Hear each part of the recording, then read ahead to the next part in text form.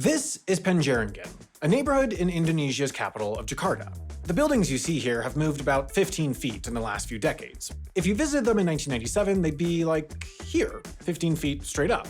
Though this neighborhood is one of the worst, the entire city is sinking, and it's sinking fast. It's actually the fastest sinking city in the entire world, but they don't exactly advertise that on their website. The sinking situation has gotten bad enough that a few years ago, Indonesia was fully like, ugh, we give up, let's just make a new capital, and announced that they were moving their entire government over here and building an epic new capital that had solar panels and AI and stuff. But what happened to Jakarta? Why did it start sinking, and why is it sinking so quickly?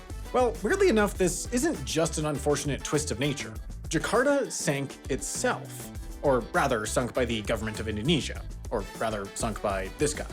This guy is pretty bizarrely responsible for sinking Jakarta, one of the largest cities in the world. How did he do that?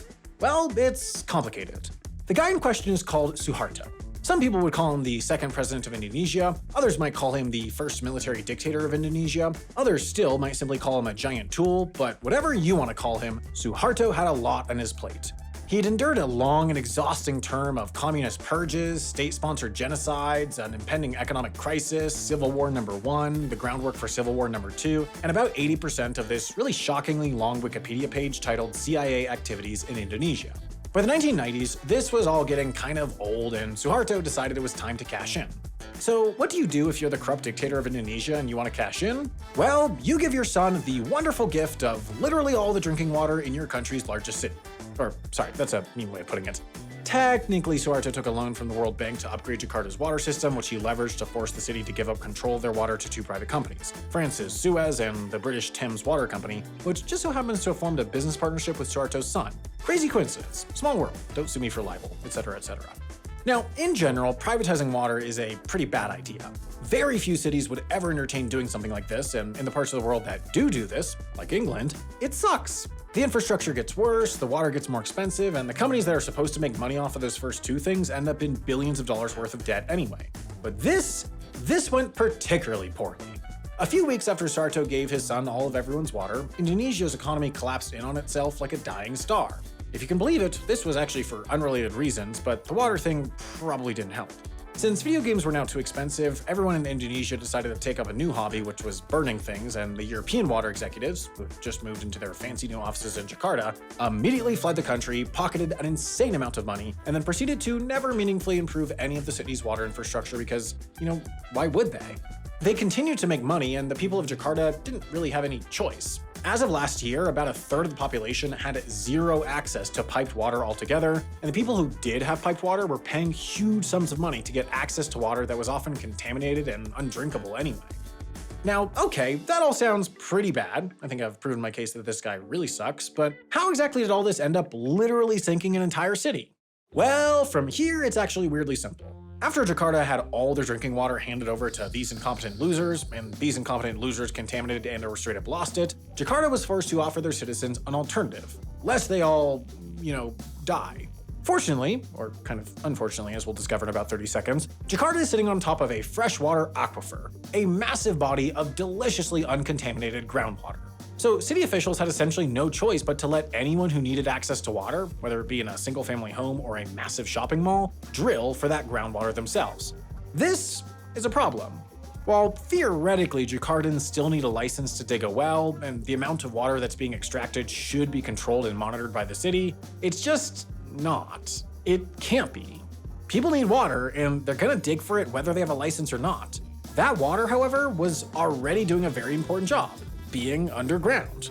The aquifer was acting sort of like a giant pillow that the city was sitting on. As it drains, the ground above it sinks, and the city sinks with it. Lots of cities around the world sit on top of similar aquifers. Mexico City, Perth, and Beijing, just to name a few, but these cities are much more capable of managing how quickly that aquifer gets drained, and in some cases can even refill it. Since Jakarta has no idea who's draining the water or how quickly, there's also no way to manage their rapid journey to the center of the Earth. Are there solutions? As always, the answer to that question is kind of. The biggest and most expensive proposed solution is this, the Great Garuda. This project, originally the brainchild of beloved local infrastructure genius Suharto, is essentially a giant 25-mile seawall that would seal off Jakarta Bay from the surrounding Java Sea. This wall, currently under construction, is theoretically supposed to protect the fastest sinking sections of the city from the ocean, while also turning the bay into a massive source of clean drinking water.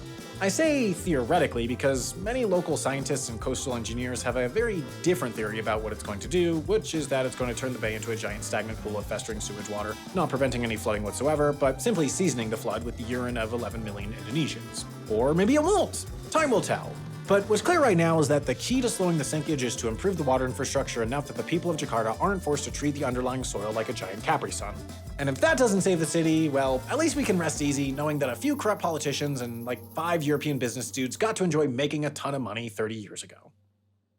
Now, look, I know this video is kind of a giant bummer, but don't worry because I'm about to tell you something way worse. While you were watching this video, your name, address, and social security number, your demographics, your online shopping habits, and a whole bunch of other information about you were being stolen legally by data brokers. And I'm sorry, I should have told you about that earlier, but we're talking about it now. The industry of scraping and selling personal data is massive and only getting bigger every year. That's why I've started using this video's sponsor, Incogni. Incogni works in a pretty interesting way. Since these brokers want to operate within the law, they are obligated to delete your data if they get a formal request. Incogni reaches out to data brokers on your behalf and keeps your information out of their databases. They automatically deal with objections, follow up if more of your data gets added, and monitor multiple broker sites to keep you in the clear. Doing all that manually by yourself, just one at a time, would take years, but with an Incogni subscription, it'll be handled constantly, automatically, and with no effort from you beyond signing up. If that sounds like a good deal, sign up for Incogni today and use code HALFASINteresting at the link below to get an exclusive 60% off an annual plan.